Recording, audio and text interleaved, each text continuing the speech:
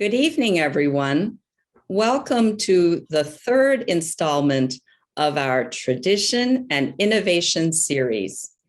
The vision behind this series is to have a feature of the talent in our local area.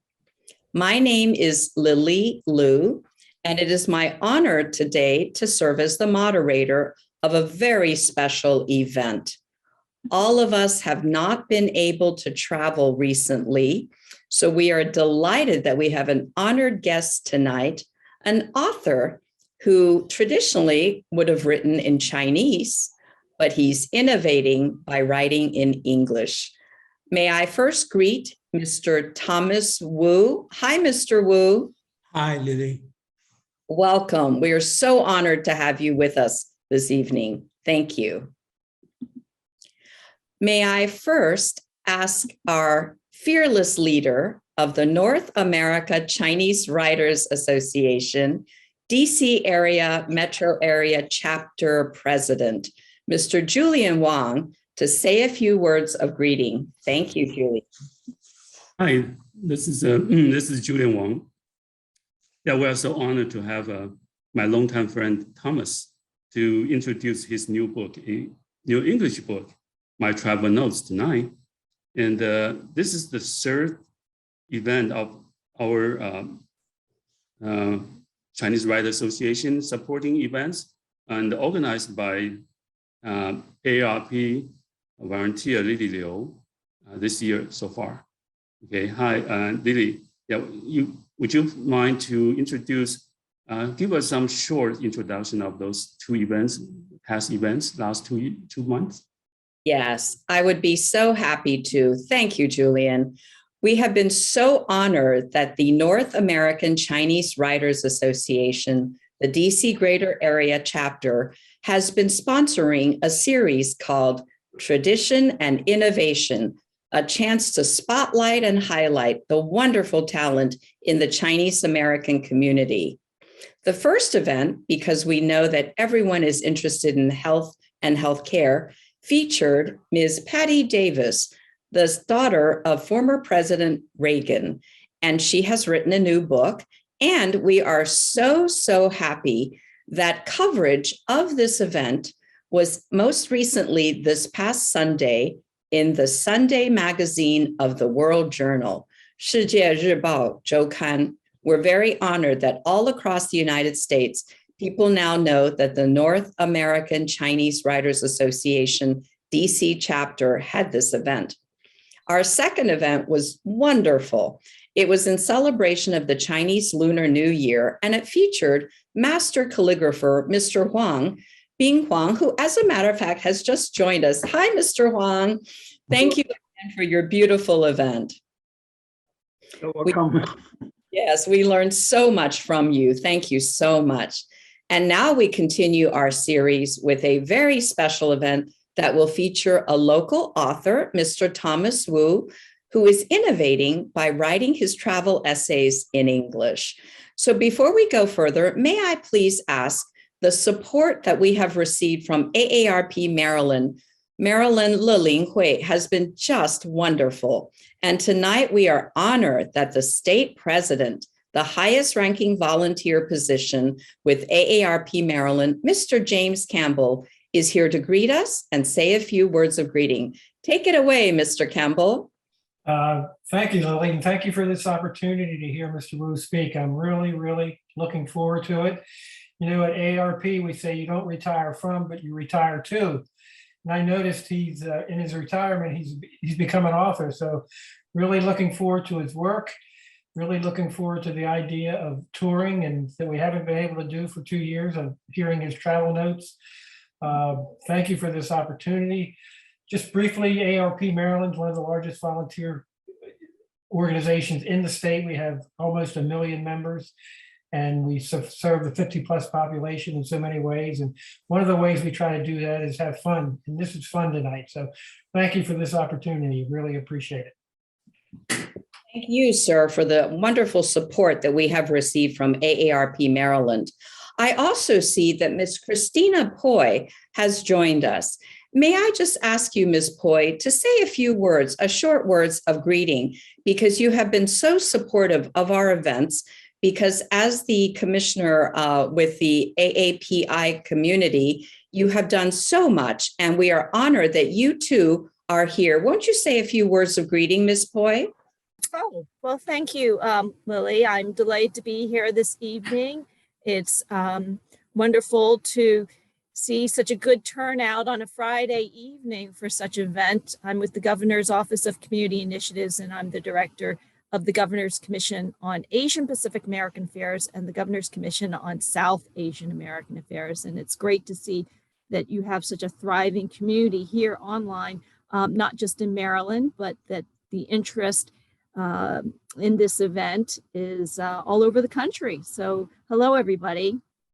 Please enjoy this evening's speaker, Thomas Wu. Thank you so much. We really appreciate your support of us. And now, eagerly awaited is our guest of honor, Mr. Thomas Wu. He's our guest speaker tonight, and he has been innovating by writing essays about his travels literally all over the world in English. Mr. Wu, welcome. Thank you, Lily. May I ask you to tell us a little bit about yourself, please? Thank you. My name is Thomas Wu. I was born in China, grew up in Taiwan. When I finished my college degree, I came to the United States to do graduate study. And then I became US citizen for over 50 years now. And as far as, I think I want to make it very brief. As far as my work experience is that I worked for 10 years for Smithsonian Institution as a research chemist. Then next 25 years, I worked as a chemistry professor for Coppin State University of Maryland. And after total of 35 years of service, I retired in 2008. And time really flies, almost 15 years and since my retirement. And when I retire, I say, wow, you know, I've been in the United States this long and I finished my work and I have accomplished my American dream. I own my own house. I saved some money for travel. The most importantly, I have time as a retiree. I got plenty of time. So I had to figure out what to do with my time. Now I figured that I can go away for 20 days or so, doesn't matter anything. So I started travel. We are going to benefit because not only travel, you are now writing about it, right? And so I started out to travel from United States cities and then go to Canada cities. And when we finish that, we go to South America, also to countries in Africa. And from there, we go to Europe, European countries, Balkan countries. And from there, go to England and Iceland and Russia. And from Russia, go to China. When we finish China, to Taiwan, to Hong Kong, then went to Australia. So these are basically my trip, my travel for past 10 years. You put all these trips together, basically, I said to myself, oh my gosh, I've circled around the world one time.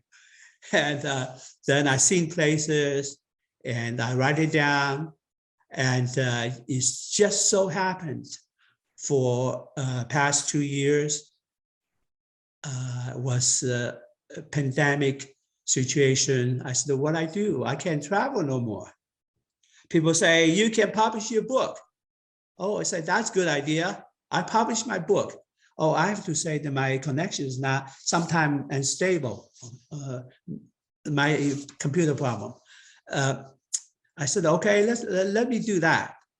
So first I said, well, I'll just send a book to some places that they can publish your book.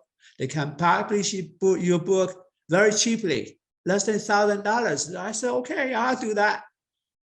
Then I figured, no, I cannot do that because they don't do anything. They just publish your book. And without any editing, without anything, I was so scared because I don't have that much confidence in myself. I said, I better have somebody edit it for me before we publish that book. And so, so finally I settled with the publisher. I think from the end result, I thought the publisher did a very good job, especially the front cover of that. I'm very pleased with the publishing company. And the book is basically a collection of my travel notes. And along with that, we discussed kind of 3 major topics or special topics. One is about Tibetan religion. The other one I thought interesting is Africa apartheid, problem with the racial struggle. I thought that's very nice that people are really concerned, interested in something like that.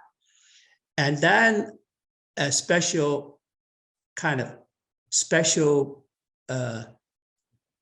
treat to my readers is because just before pandemic, I went back to China. I visited China. I went to Wuhan. It so happened, I have a good friend in Wuhan, told me, Thomas, you have to go here, you have to go there. I just follow his instruction. I went here and then there. So in my book, I have a city tour of Wuhan. So that's basically my my book. Wow, what a wonderful overview. We're eager now to get the book. The publisher is called Friesen Press. And at the end of this program, we're going to run some photos from Mr. Wu's various travels throughout his past years. Mr. Wu, why did you choose to write in English instead of Chinese? That is a very good question. To begin with, I had no idea that I want to publish a book. I just wanted to write travel notes. Main thing is because I want my grandchildren who do not know and cannot speak Chinese.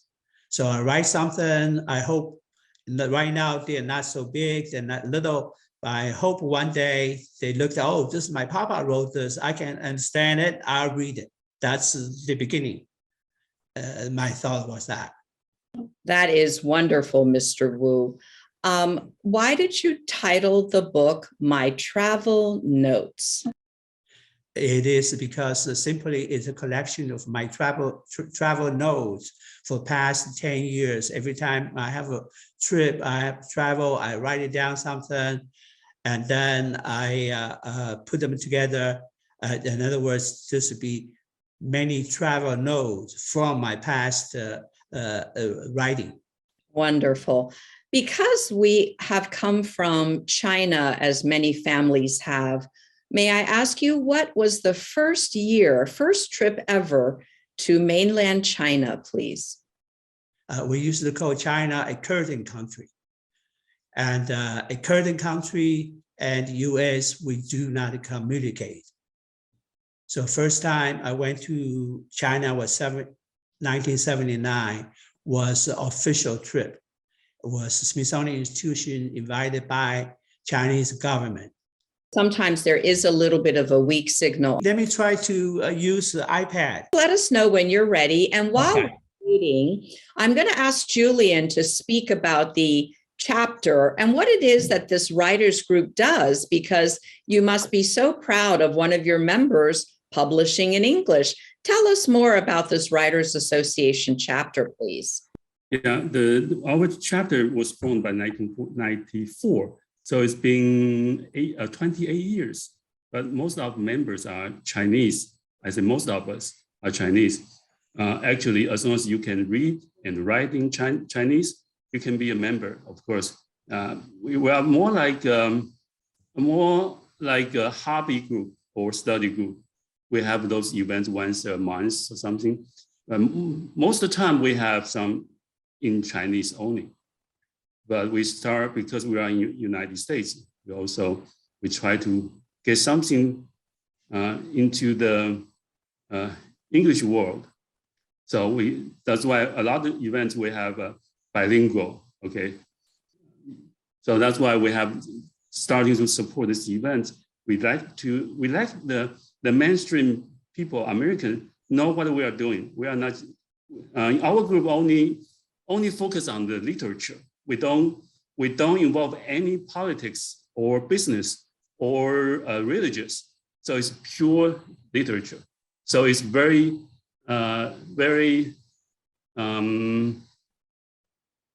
just focus on literature. So it's very easy we invite famous writers or some to give us some lecture or a talk, or introduce their new book, like this event. Okay, so we are very happy we have so many events focused on English part. Okay, so that's why we are supporting this event. Yes. Tell me about the most recent books that have been published in Chinese by your members. I know that you yourself publish under a pen name. Tell us a little bit about some of your members' recent published works within the past 2 years. You have so many famous members in your chapter. Well, I myself have a book published, but was 3 years ago. Everything was talking about how my life in the United States. Okay, and because the culture shock between the two countries, I've been in the United States more than 38 years already. So it must be, so it has a lot funny stories sometimes, most of the time, because of the culture difference. Okay, we have our member, Julianne Kang. She has a new book published last year. I know that right now you serve as one of the board members of the National Association, right, Dr. Yang? Yes, right. Yeah, I'm a secretary over there. Yes, so that's actually quite busy over there. And recently they just have a writing contest finished. And yeah, so now they are really, I think that there are a lot of applications and a lot of people participate in that competition. So by end of the April, people supposed to get the results, who are going to be the first winners and all that. Yeah, so it's a lot of encouragement from the society, yeah, by the local society and also by the national society. This is a writing club, actually, or we call a writing association, including the local association and the United States Association, European Association, and then at the end, the highest one is the International Writing Association. Yeah, so there's a hierarchy involved there. Yeah. Thank you for that introduction. That is why we wanted to feature this. And thank you to your association chapter in the DC area for sponsoring these events. We're going to do one every month here in the year of 2022. Our vision is to show and showcase the talented folks who live in the area and who do things above and beyond what they do for work. So this is why we're so grateful that the Writers Association is willing to sponsor these monthly events. I do believe that Mr. Wu is getting ready on the iPad. Back to the wonderful storytelling you gave us. We were talking about the fact that as a Chinese American, you had a chance to go back to your land of your birth, your heritage. What were some emotions the very first trip? You went early on behalf of the Smithsonian in 1979 when China just opened up. What were you feeling on that very first trip? Very emotional. And when I got the news from Smithsonian Institution, says, Thomas, you're going to go to China with the Smithsonian delegation. And you know that China and the US, Western worlds, not in communication for over 30 years. So I went to my dad. I said, Dad, I'm going back to China. I'm going to visit China. What do you want me to do when I go back to China? Because of the fact for more than 30 years, nobody knows anything about the other side. And my dad said to me, you know, what you can do for me is find out whether my brother's still alive. And my dad had 2 brothers. And for more than 30 years, and don't know nothing about it. Find out whether my brothers are alive, and then see if we can find out where they live. Any information at all, come back to me. That is so touching, because that was a trip that was professional, but you had some opportunity to do something personal. In the next few years, as you chose where to travel with your family, how did you decide where to travel to? Is it talking with your family, or did you have a list that you were choosing from? Both. When I started working, we worked, United States, we worked 5 days a week. And Saturday, Sunday, no work. So that's our leisure time. We do whatever we want. And most of the time is travel. We say, yeah, where you want to go? It so happens that we find this nice town right next to where we work. It's called Annapolis, Maryland. And so we normally go there. My wife and I, and with the 2 kids, we go straight to the city dock area. The boardwalk with a sailboat, motorboats, nice people around.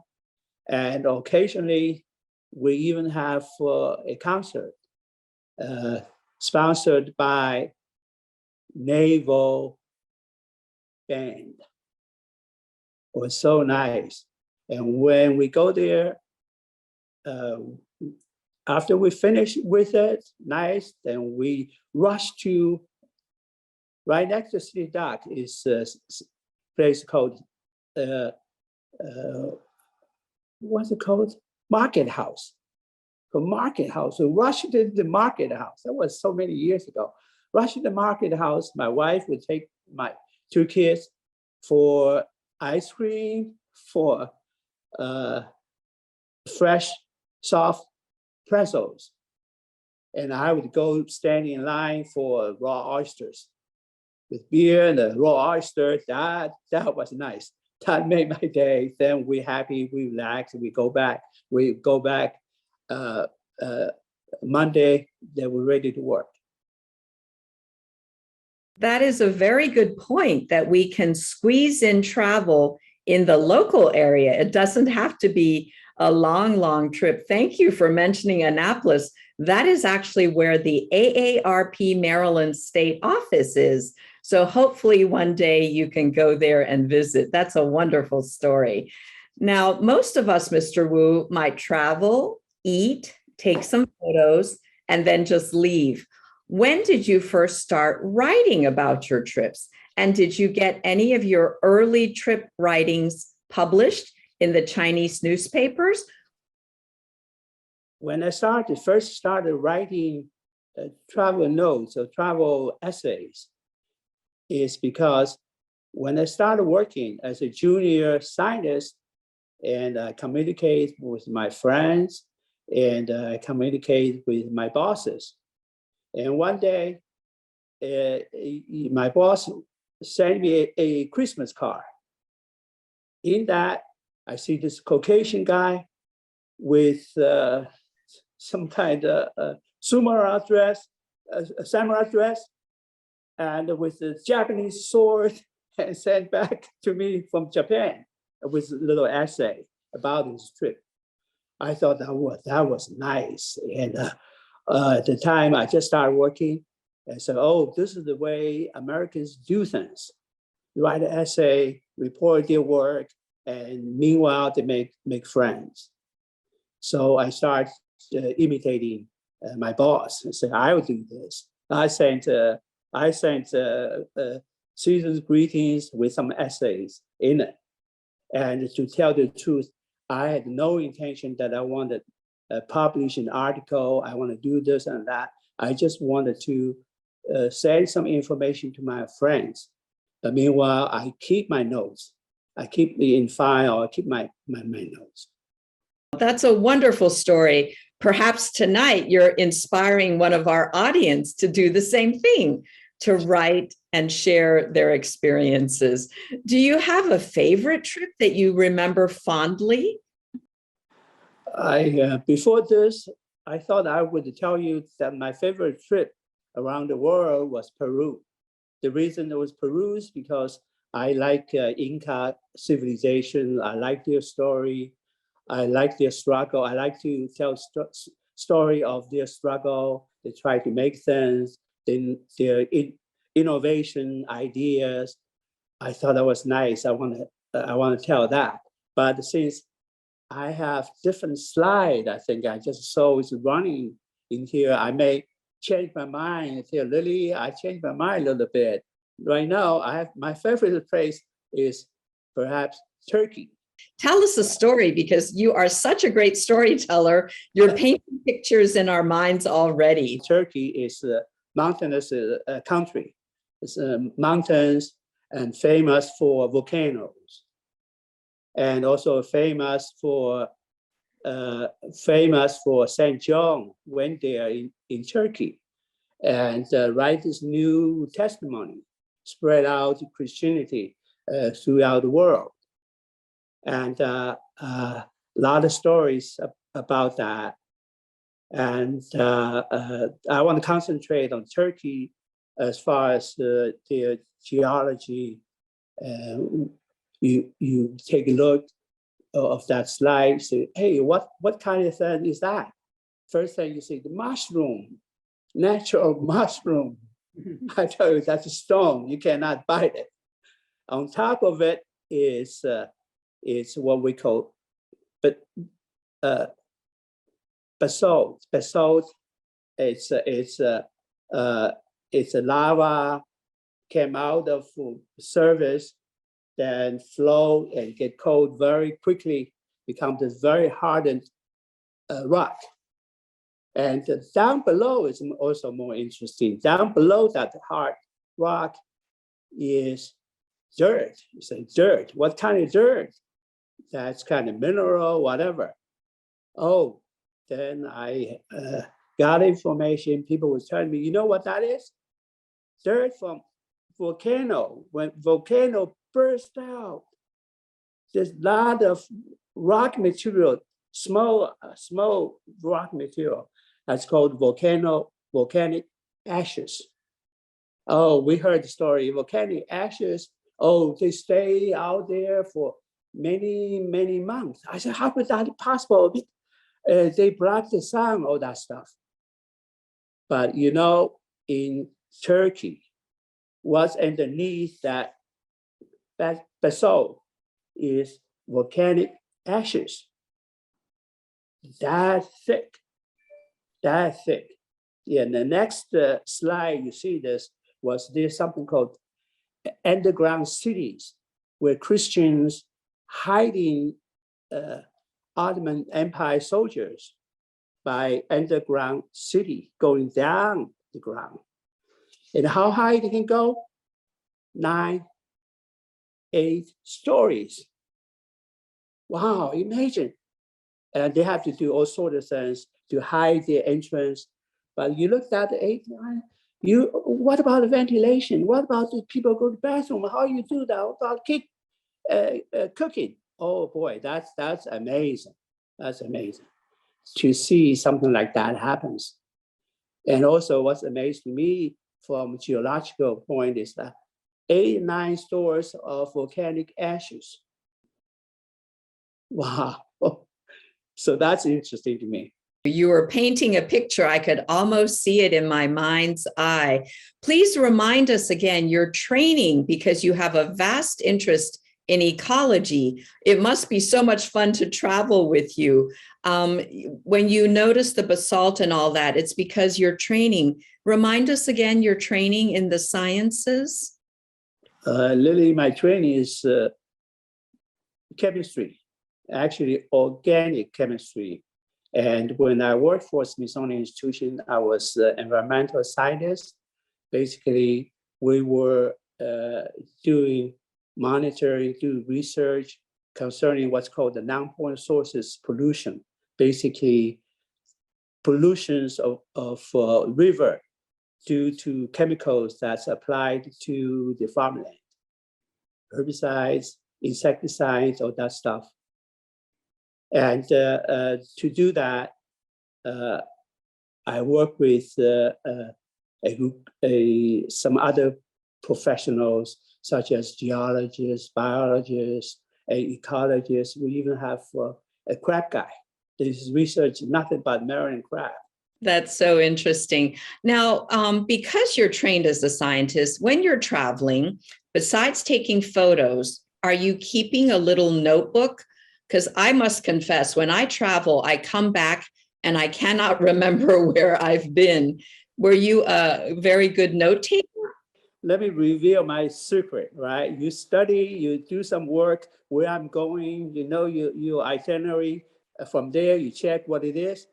And then, do I take note? Absolutely. That, to me, is the most important thing.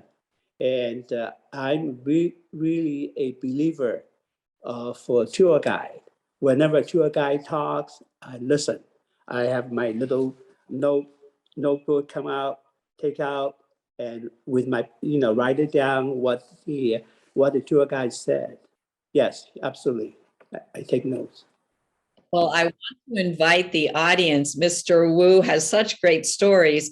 If you have questions, we're going to have a little bit of time at the end for you to either, ask the question live. You're welcome now to put it in the chat in Chinese or English. As you can tell, he's such a great storyteller. Mr. Wu, I think half the fun on travel is getting lost. Do you have a good story about one time when you got lost, either from your group or because you got the directions mixed up yourself, and it turned out to be an even better adventure? Yes, ma'am. Let me tell you another story. When I go on trip, I tended to stay close to my tour guide. That way, I cut down the chances of getting lost. But a little story is this. One time, I was traveling in Iceland. Our tour guide was very nice. He said, "You guys stay with me, and so that you don't get lost." But then he says, "Don't worry. If you ever get lost in Iceland, in a jungle, what you have to do is you just have to stand up to be seen, because Iceland trees are not too tall." Then he warned us, it's even worse than get lost is that in Iceland, you do not wander around in the lava field, because that could be very dangerous. So that's a story we all listen to tour guides. Now with the digital camera, everything has changed, right? We can take many, many different pictures and delete something. So how has travel changed for you now that photography is different? simple question is, I need an assistant for my granddaughters. And boy, I'm so bad with this new computer stuff. But I think it's wonderful that we can do that. My granddaughter was showing me, you can do the picture, you can cut it, you can make it half, make yourself pretty or that. I think it's nice. In other words, in the future, if we ever write the travel note, would be much easier and would be much better quality of journal articles, be much easier. I love the fact that you mentioned you have written this book in English in order to be able to communicate a legacy for your grandchildren. Many of us are dealing with other generations who do not know Chinese. So that is a lovely, lovely gift to them. What do they want to learn from your example? What do you want them to learn about how you travel? Some people get very upset. Some people pack too many things. What do you want them to learn about you as a man and a traveler from this book that you have written? What is the legacy that you want to leave them? If you read my book, take a look at my book, you'll know that basically I try to explain things. For example, it's a geology, it's a chemistry, and then I learn history, also inject some history in my book of that area, make it all very interesting. And basically, if one day they read my book, they can comprehend. They will know that really there's a lot of things that we can learn from. And a lot of things we can learn simply by traveling. And just so much thing to learn. As we prepare to have the audience join us in conversation with questions or comments about your wonderful storytelling, let me just try to share some of the beautiful photos that you kindly sent to me today, because I want them to enjoy the beautiful things that you have shared with us.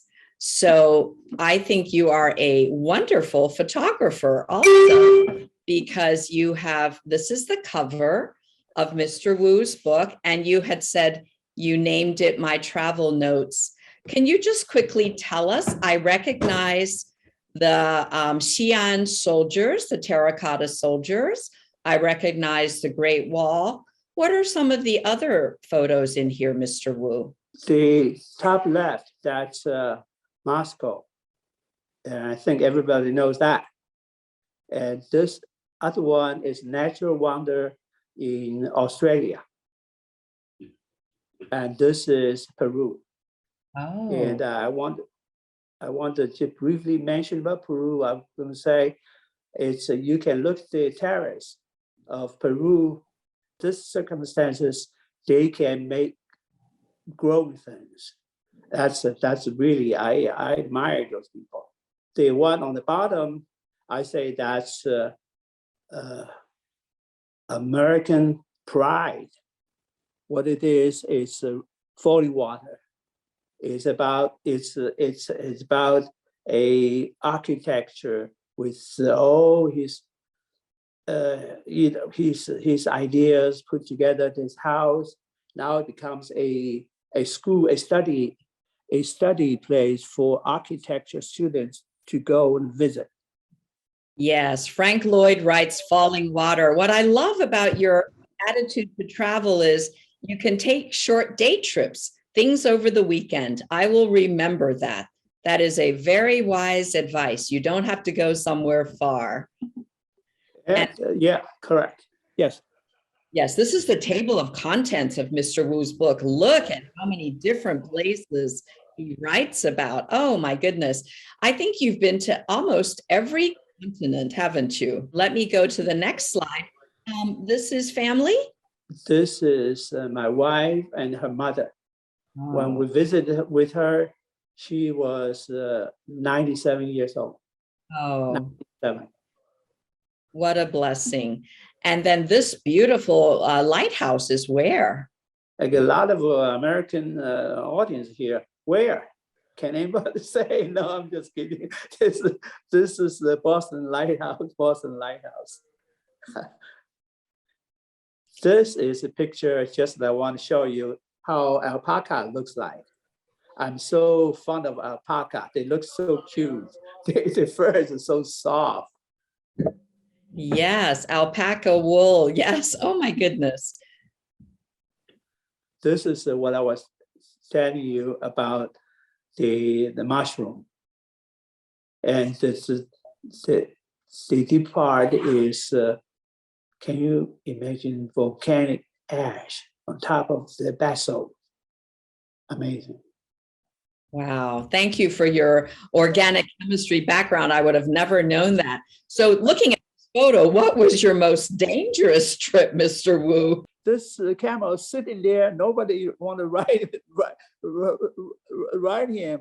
So I said that nobody want to ride it. Let me ride it. That's what this is. What a memory. This is that underground city I was telling you about. That you see the wheel, stone wheel kind of thing to block the entrance. So when soldiers passing by from a far distance, they couldn't tell there's an entrance, there's entrance to the cave. And this one is Normandy. We have a memorial park for American soldiers. Yes. Very, very moving. Moscow. And this is a story about that. We talk about later. Yeah, everybody knows this one. What year did you arrive in America, Mr. Wu? I arrived in America in 1966. What was the state, the very first state you went to when you came here? You want to hear a story? I can tell you a little bit story. When this foreign student, I was supposed to go to New Mexico, but we arrived in Los Angeles. And as a student, I didn't have much money, so only thing I do is I ride a bus from Los Angeles to New Mexico. It's a small town called Socorro, little town. And I ride on the bus and see people coming in and out. And I thought my English was so poor, but I find out they can't speak English. There was a lot of Spanish people in that area. So I said, wow, I have a chance, I can learn too. New Mexico, answer your question, New Mexico. The very first one, yes. Because I was wondering what was the first time you had ever seen snow. Let us open up the opportunity for anyone who would like to ask Mr. Wu any questions in Chinese or in English. And he is such a great storyteller. I'm sure many of you have questions. Please go ahead. Yeah, I know Wu Dongling long time. He's my longtime friend. Yes. We both belong to Taiwan Guojianhui member. Yeah, I would like to ask Thomas a question. After this long pandemic, there's a painful period. Where will be the first place you'd like to visit if everything can, back to normal? First place for pandemic reasons that I want to visit, I want to go to Dubai and get on.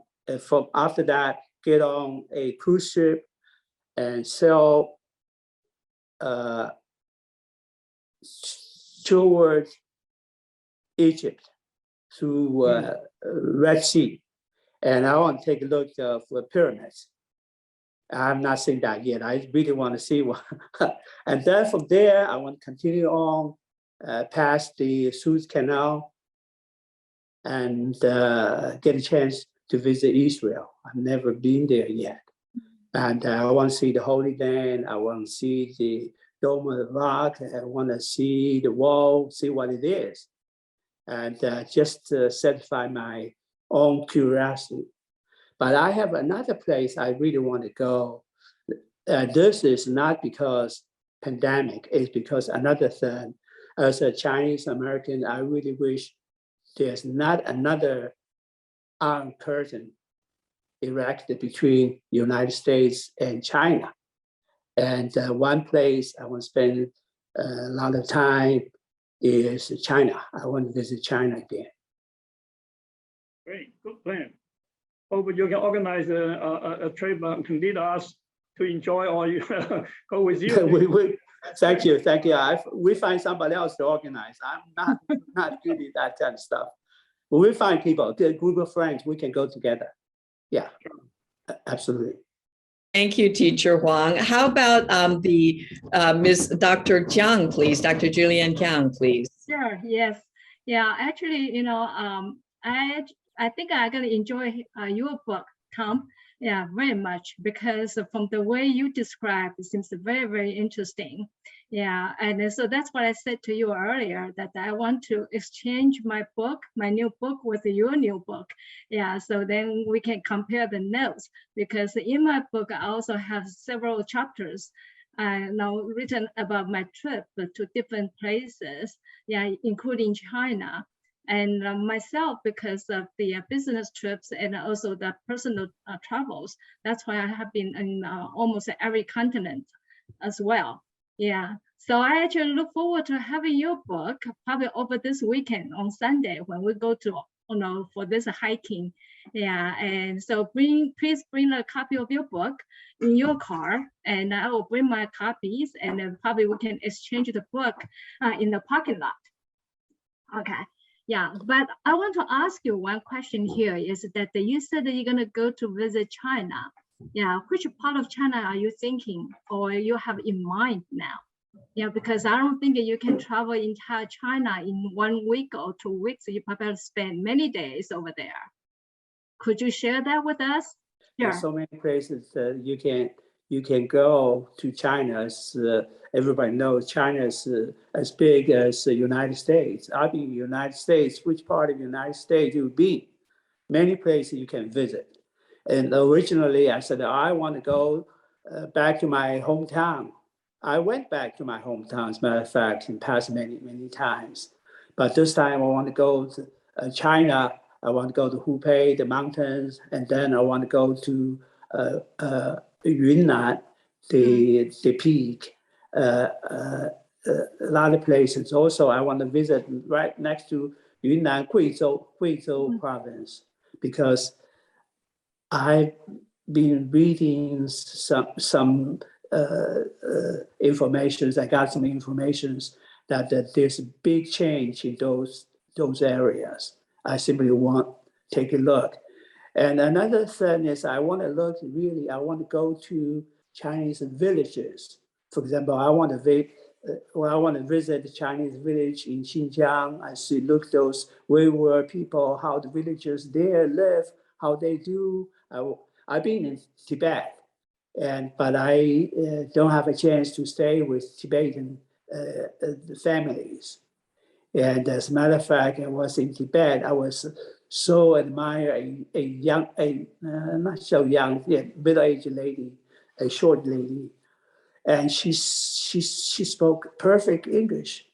I said, hey, I've seen a lot of Chinese guys, but how come you're different? You speak so good English, no Chinese accent.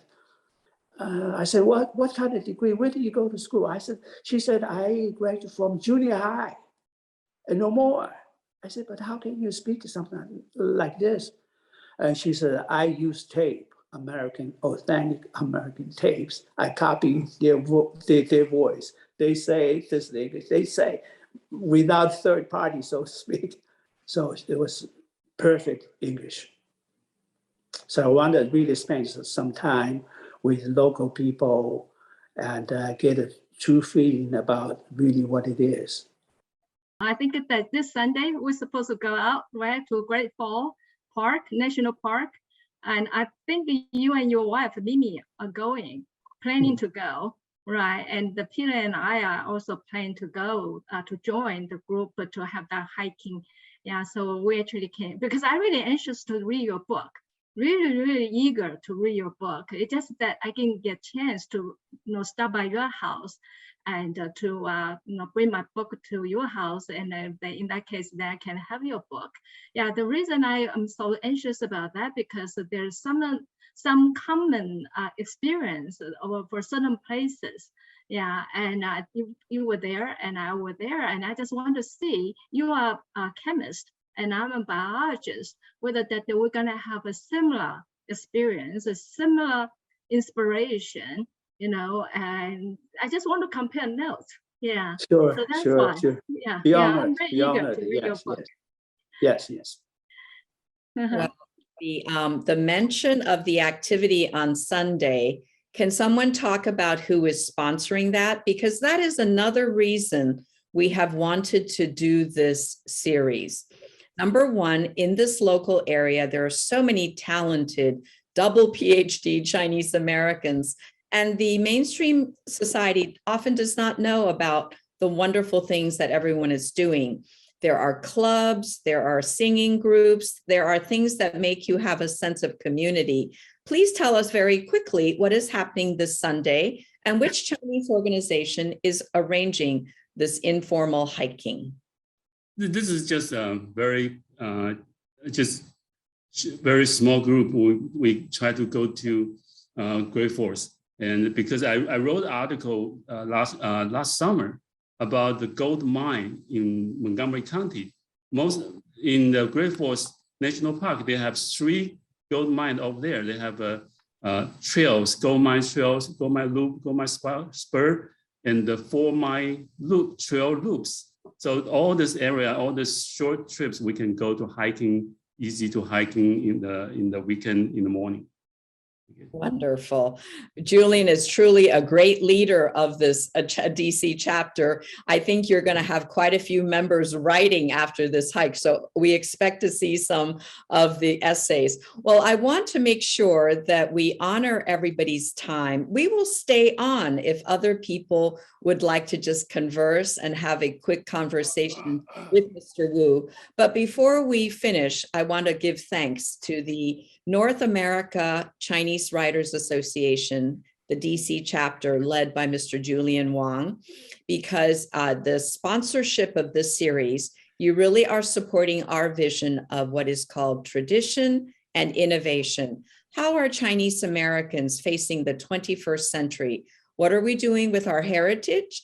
And what are we doing that's new as we share our culture with the larger society? I'd also like to thank AARP Maryland, who have always been supporting all of our events.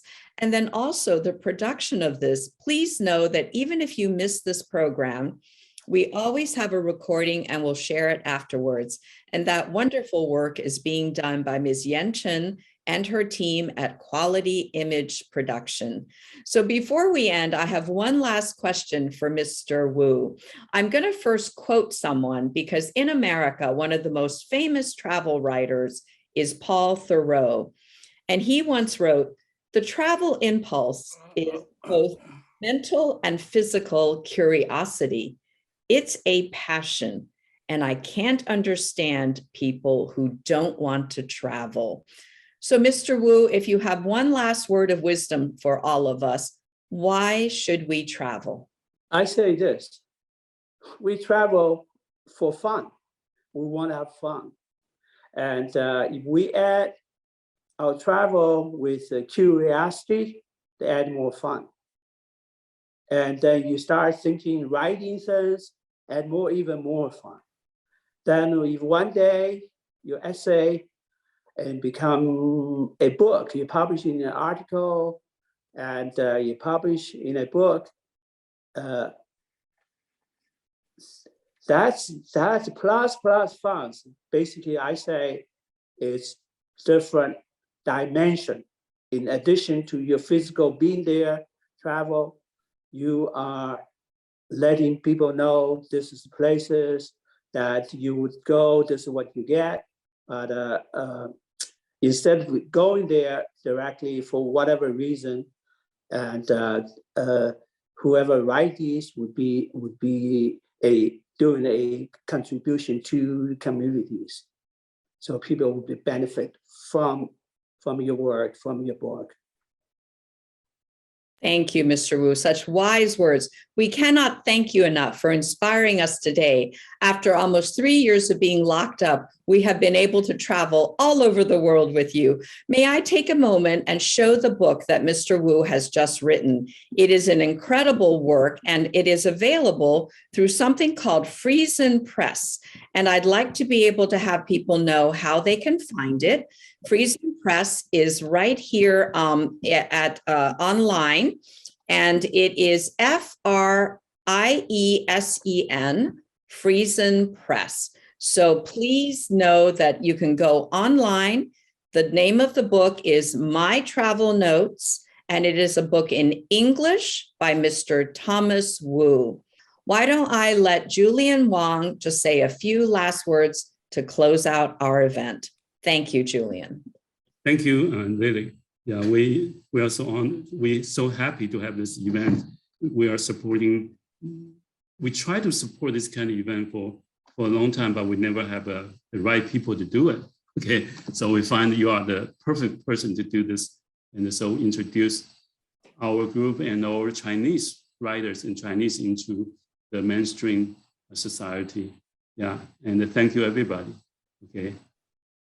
Thank you, Julian. Thank you again, Mr. Wu. We can't wait for your next book.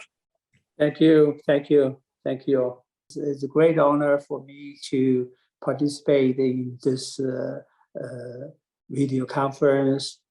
And I think we have learned much from each other. And I think it's a great event.